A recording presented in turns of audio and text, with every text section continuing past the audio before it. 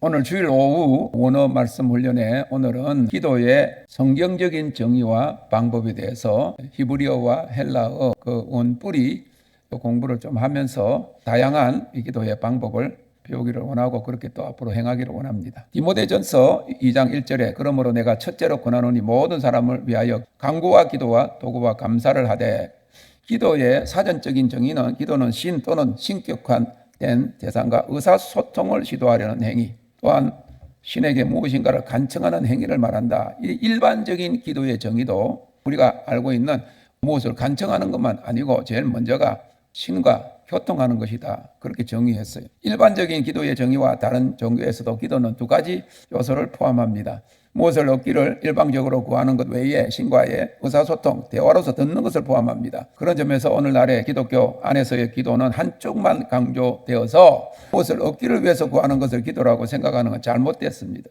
일반 종교에서는 신과 교통하는 사람들을 영매, 주술사, 무당이라고 합니다.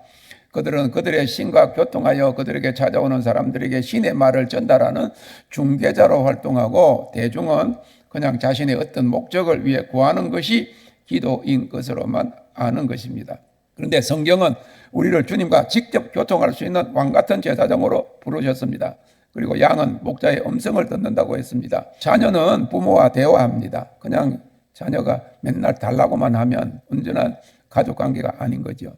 일반적으로 어떤 것을 구하는 것을 기도라고 생각하고 그렇게 하는 것은 종교적인 행위에 머무는 것입니다. 주님과의 영적 친교와 대화로서의 기도를 활성화하는 것이 필요하다는 것이죠. 기도는 우리가 하늘에 계신 아버지께 구할 때 그가 들으시고 또 그가 응답하실 때 우리가 듣는 행위를 말합니다. 시편 34편 4절에 내가 여호와께 구하며 내게 응답하시고, 그리고 시편 34편 11절에 너희 소자들아 와서 내게 들으라. 그러므로 기도는 어느 한쪽을 향한 일방적인 외침이나 독백이 아닌 쌍방대화, 다이알로그를 지어, 그리고 상호교환, 커뮤니케이션입니다. 기도는 하나님과의 영적 교제의 방법입니다.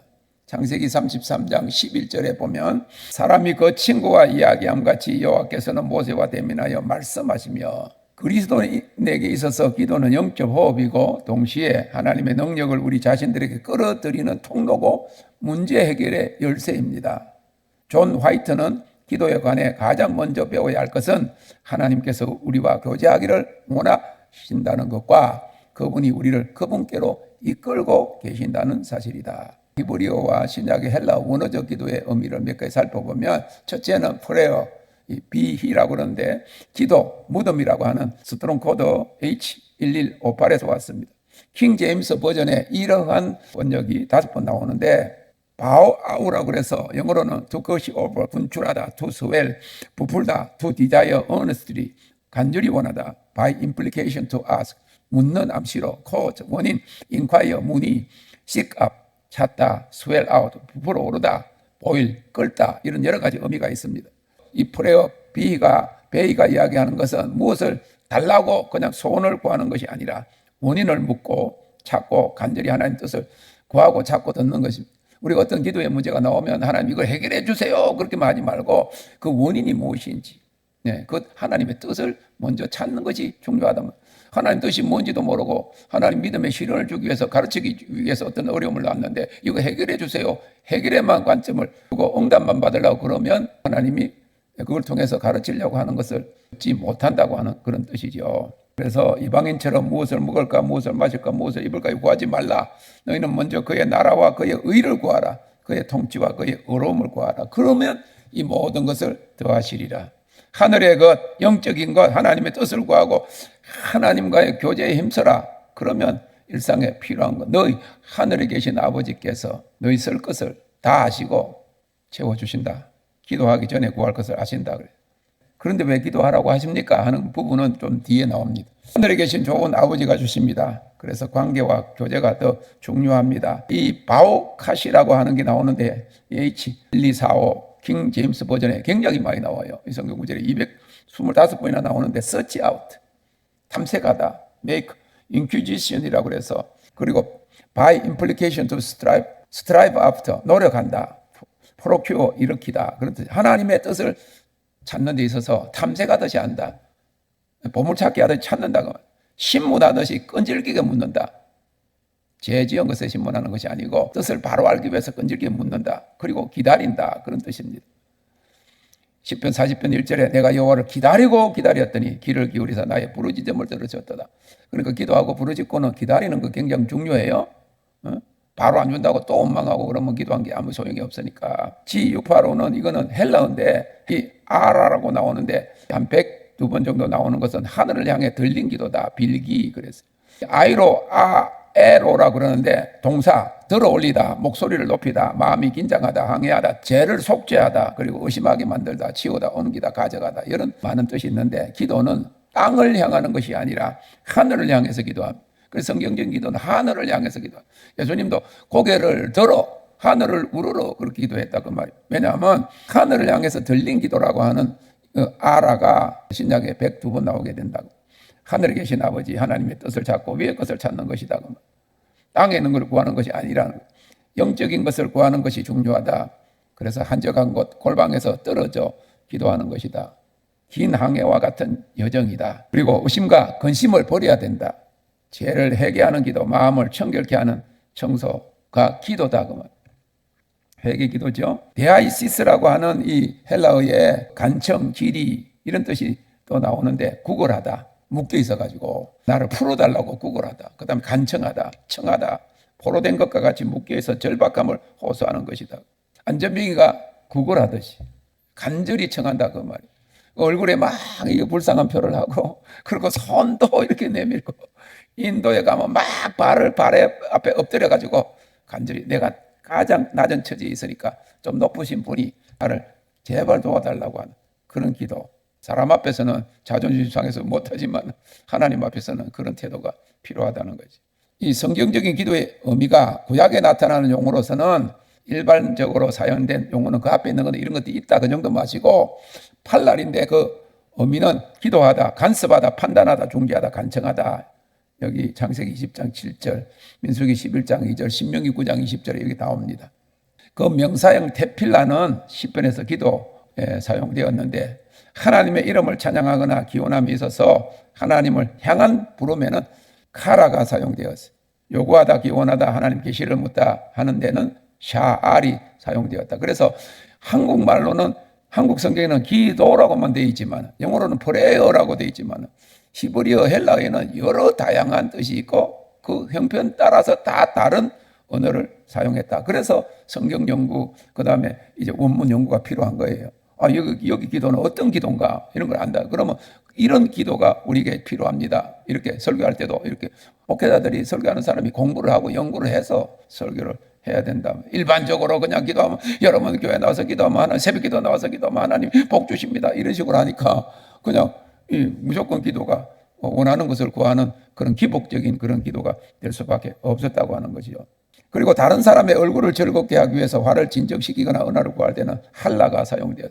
그래서 부부간에 화 좀 내면 할라 기도를 할라 기도를 해서 조금 무마되도록 그런다고 뭐 방언처럼 할라 그럴 수도 없고 그런 태도로 기도한다면 사람이 무엇이 필요해서 부르질 때는 자아가 가서 소리치다 하는 의미로 쓰인 말은 나난이고 기쁠 때와 비탄의 때에 함께 쓰여 크게 부르짖는 외침을 의미했습니다. 특히 솔로몬이 기도할 때 하나님의 은혜를 간곡히 애원하는 데는 하나니 사용이 되었는데 그 밖에 도움을 청하여 부르짖다 그런 뜻으로 샤와가 있습니다. 신약에는 아무래도 구약이 좀 더 복잡하고 다양한 그런 표현을 가지고 있는데 신약에는 가장 기도라고 하는 의미로 많이 사용된 명사가 프로슈케와 프로슈코마이가 있어요. 누가복음과 사도행전에서 가장 빈번히 발견됩니다. 누가복음과 사도행전의 저자는 같죠? 같은 저자예요. 누가가 기록을 했어요. 같은 저자가 두 다른 책을 썼는데 같은 용어로 하나님께 간구하는 경우에 많이 쓰였다. 데시스, 데오마이 하는 그런 요청하다, 바라다 하는 그것보다 조금 더 강조적인 뜻을 가지고 있다고 합니다. 데시스나 데오마이 요청한다는 것은 꼭 하나님께만 하는 기도의 의미로 쓰여지지 않아요. 사람한테 도와달라고 할 때도 그런 용어를 썼다. 요한복음에는 기도라는 의미로 주로 아이데오라는 용사가 사용됐는데 이 말은 사람이나 하나님께 간청하는 데 쓰입니다. 그리고 엔퉁카노라는 건 중재, 중보기도라고 하는 뜻으로 사용되었고 법적인 청혼의 의미로도 사용되었습니다. 그래서 이렇게 볼 때 성경에 나와 있는 기도에 관한 모든 다양한 표현들을 우리가 볼 수 있고 한마디로 기도가 뭐다 그렇게 정의 내리기가 힘들다는 거예요. 그런데 서론적으로 이야기한 기도는 뭐다? 그럼 하나님과의 관계성, 하나님과의 친교, 그 다음 두 번째는 우리가 부족하고 우리가 상대적이기 때문에 하나님의 도우심을 구하는 것. 한쪽으로만 아니다 그 말이죠. 초대 교부 이시도레는 주 560년에서 636년을 살았어요. 그 당시에 76살 많이 살은 거예요. 기도에 대해서 이렇게 이야기했어요. 하나님과 늘 함께 있기 원한다면 규칙적으로 기도하고 규칙적으로 성경을 읽어야 합니다. 기도할 때 우리는 하나님께 말을 건넵니다. 성경을 읽을 때 우리는 하나님의 음성을 듣습니다. 그리고 성경 기도라고 그러잖아요. 성경이 하나님 말씀인데 하나님 말씀에 근거해서 하나님 이렇게 말씀하시지 않았어요. 하나님 모르는 거 아니지만 그러니까 하나님 이 말씀대로 이루어지게 해주세요. 그러면 자기의 어떤 구하는 그 근거에서 하는 것이 아니고 하나님 말씀에 근거해서 적어도 그러잖아. 와서 목사님 이렇게 해준다고 했잖아요. 그러면 내가 그렇게 했다고 그러면 그대로 지켜야 돼. 그대로 빨리 행해야 될 거 아니에요. 그래서 성경적인 성경에 기록된 하나님의 말씀을 약속을 붙들고 기도하는 필요하다고. 어거스틴은 기도에 대해서 이렇게 표현했습니다. 어째서 우리는 기도하지 않으면 당연히 찾아오는 두려움 때문에 기도할 것이 무엇인지 찾아 헤매느라고 여러 가지 것들의 마음을 분주히 빼앗긴단 말입니까? 어째서 그러기보다는 시편에 기록된 것처럼 고백하지 않는단 말입니까? 시편 27편 4절에 내가 주님께 바라는 한 가지 일 그것을 구하리니 곧 내가 내 평생에 주님의 집에 살면서 주님의 아름다움을 바라보며 그의 성전에서 사모하는 것이라. 거기서는 하루의 날들이 차례로 왔다가 지나가지 않습니다. 하루의 시작은 다른 하루의 끝을 의미하지도 않습니다. 모든 날들이 하나이기 때문에 동시에 찾아오며 그 뜻도 끝도 없습니다. 그렇기에 이 날들 속에서 사는 생명에는 끝이 없습니다. 친히 이 생명이신 그분께서 어떻게 기도해야 하는지를 직접 가르쳐 길게 느려 많은 말들로 가르쳐 주셨다면 혹 위로 길을 더 가까이 기울였을지도 모르지만 몇 마디로만 간략하게 가르쳐 주셨습니다. 주님도 친히 말씀해 주셨지만 결국 우리는 우리가 구하기도 전에 우리에게 필요한 것이 무엇인지 알고 계시는 분께 기도합니다. 만약 우리 주님과 하나님이 우리가 원하는 것을 알고 싶어 하시는 보다는 기도함으로 우리의 소원을 계속 키워 하나님께 우리에게 주시려고 준비해 두신 것을 받을 수 있는 그릇이 되기를 원하고 계심을 깨닫지 못한다면 우리가 구하기 전에 우리에게 필요한 것이 무엇인지 이미 아는 분께서 우리들어 기도하라고 요구하시는 것은 도대체 무슨 이유에서일까? 우리는 궁금해질 수밖에 없습니다. 무슨 말인가 하면 하나님은 우리가 구하는 거, 우리가 필요한 거 주님이 다 이미 아시고 계시는데 왜 기도하라고 하십니까? 그렇게 묻지를 말하는 거예요. 그 기도를 함으로 인해서 기도의 대상자인 하나님께로 가까이 가고 그리고 그 하나님에 대한 신뢰와 믿음이 생기면서 하나님께서 자기가 구하는 것보다 더 큰 것을 주실 수 있는 하나님이라는 사실을 하나님을 알게 하기 위해서 기도하라고 한다. 그런 이유를 알지 못하면 왜 하나님이 내 기도할 거 다 아시는데 내가 왜 기도해야 됩니까? 이런 질문이 나온다는 말이에요. 그런 말이랍니다. 오리게는 기도에 대해서 잘 들어보세요.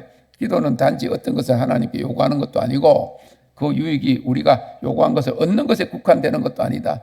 의심할 여지 없이 기도를 하려고 마음먹은 사람은 어느 정도는 단지 기도를 위해서 자리 잡은 상태, 하나님께 다가가기 위해서 자신을 버리고 자신을 지켜보며 임재하시는 그분의 면전에서 말하는 것만으로도 유익을 얻는다. 기도하러 가면 저희도 미국에서 재정이 어려울 때는 기도원에 그냥 갔는데 몇 시간 기도하는 것도 아니고 가서 하나님 앞에 마음 하나님이 전에도 들어주셨고 이거 하나님 앞에서 이거 아무것도 없다. 내려오면 2,000불이 해결이 돼서 월세 그게 희한하게 패턴처럼 정해놓고 하나님 앞에 가면 하나님이 기도하지 않아도 하나님이 다 하시고 이건 하나님의 일이니까 그 신뢰를 두게 하는. 그래서 종종 돈에 어려움이 있으면 기도원에 올라갔어요. 그래 가서 그냥 몇 시간 있다가 내려왔고 저 사람은 여기 있고 나는 저 산 밑에 있고 이래가지고 2-3시간 보내고는 기도도 한 것도 아니야 사실은. 그러고 가자 내려오면 해결이 된 거야. 그게 뭐냐? 하나님께 시간을 정해놓고 골방에 들어가고 또 산에 올라가고, 왜냐하면 여기서 뭐 온갖 걸 다 해야 되잖아. 그러니까 하나님과, 내가 믿는 하나님, 나의 소망이 되신 하나님과 내가 독대한다 하는 그 자체가, 하나님께 아버지 앞에 나아간다는 자체가, 부모에게 온다는 자체가 귀하다, 그런 뜻입니다. 그래서 가장 큰 유익은 자신을 하나님께 바친 사람의 기도의 자세나 준비에서 비롯된다. 현명하고 이름 높은 사람을 마음속에 불러옴으로써 악한 충동과 다툼의 동료를 저지할 수 있다. 얼마나 유익한가는 우리가 신뢰하고 우리 마음의 비밀을 아시고 우리와 함께 하시는 하나님을 상기하는 데 달렸다. 그리고 기도하는 자세를 갖는다는 것은 하나님을 우러러 보는 것뿐만 아니라 세상의 것들과 육체적 영향으로부터 눈을 돌리는 것이, 땅을 바라보지 않고 하나님을 바라본다. 시편 기자의 말을 인용하자면, 하늘에 계신 주여, 내가 눈을 들어 주께 행하나이다. 여호와여, 나의 영혼이 주를 우러러 보나이다. 기도하는 사람은 반드시 그리스도의 가르침을 따라야 하고 골방에 들어가서 자신을 가두고 지혜와 지식의 보화 위에 머물러야 한다. 그는 결코 밖을 향하거나 밖에 있는 것을 보아서는 안 되며, 감각기관의 모든 문을 닫아서 감각의 영향으로부터 유혹을 받지 않고 감각의 인상이 마음속에 스며들지 않게 해야 한다. 기도하는 사람은 정신적 정화에 의해서 하나님과의 연합이 더욱 가능하게 되고 우리의 대변자이신 하나님의 말씀에 기도에 참여할 수 있게 되는데, 그분은 심지어 자신을 모르는 사람들 가운데도 서 있으며 어느 누구의 기도도 빠뜨리지 않는다. 이런 생각 많이 해보잖아요. 전 세계에서 예수 믿는 사람이 수억이 되는데 그 온갖 기도를 다 하는데 하나님이 어떻게 저걸 다 들으실까? 그러니까 하나님은 전능하신, 전지하신 하나님 다 들으신다고 하는 사실이지. 기도는 천상의 비전, 신비에 대한 확신을 향한 여정의 한 단계인데, 그 비전은 모든 신비스러운 소망의 목표였으며 또한 현재의 목표다. 무슨 말인가 하면, 무엇을 구하기 위해서 하나님 앞에 앉아 기도하는 중에 하나님이 하늘 문을 여시고 지혜와 계시를 부어주신다, 그 말입니다. 신비한 세계로 들어간다, 그런 뜻입니다. 우리는 기도할 때 손을 펼치고 눈을 들어 올리는 자세가 무엇보다도 가장 좋다.